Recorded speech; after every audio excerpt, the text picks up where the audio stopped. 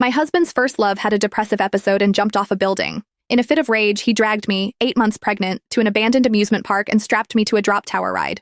His men stood by, their faces blank as they bound my wrists and ankles to the cold metal seat. If you hadn't provoked Sienna, would she have had a breakdown and jumped? Terrified of heights, I clutched at the restraints, my swollen belly making it hard to breathe.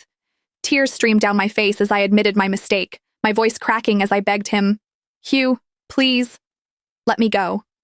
I promised, I swore, I'd never appear in front of Sienna again.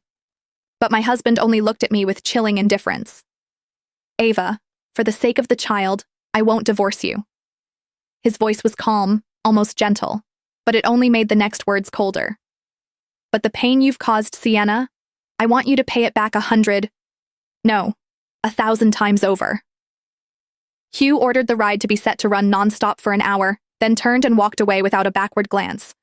The machinery groaned to life, the seat jerking beneath me as the tower rose higher and higher. I fought against the restraints, screaming until my throat felt raw. Every time the ride plunged, my stomach flipped, the terror so intense I thought I might lose consciousness. Then, on one brutal drop, pain ripped through my body, sharp, hot, and unstoppable. A rush of fluid gushed between my legs, soaking my dress and the seat beneath me. The next day, Hugh finally remembered that I was still there. "Ava, Sienna is fine now," he said, his voice devoid of concern. "As long as you apologize to her, I'll let you down."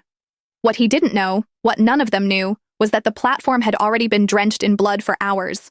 My baby had been torn from my body somewhere between the sky and the earth, reduced to nothing but mangled flesh and silence. Dr. Jason called this morning. That woman is avoiding her prenatal checkups. What trick is she playing to get my attention this time? Hugh frowned, a trace of disgust flashing through his dark eyes. Beside him, Mason, the family butler, turned pale, his voice trembling as he spoke. "Sir, Madam still hasn't been taken down, and she's terribly afraid of heights. She won't even step onto the second-floor balcony. Now that she's in her late pregnancy, could something have happened?" Hugh's expression froze for a split second, before he frowned again, doubt flickering across his face. "Really? Ava's afraid of heights?" Before Mason could finish confirming, Hugh waved a dismissive hand. "It's just a drop tower. It's not like she's actually jumping off a building. Let her be scared. It might teach her a lesson so she won't bully Sienna again."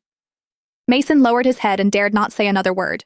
However, Hugh's assistant couldn't hold back any longer. "Sir," at first Madam was screaming, but later she went completely silent.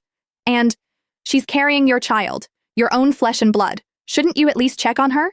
Hugh's expression shifted slightly, but the brief flicker of realization was quickly replaced by scorn.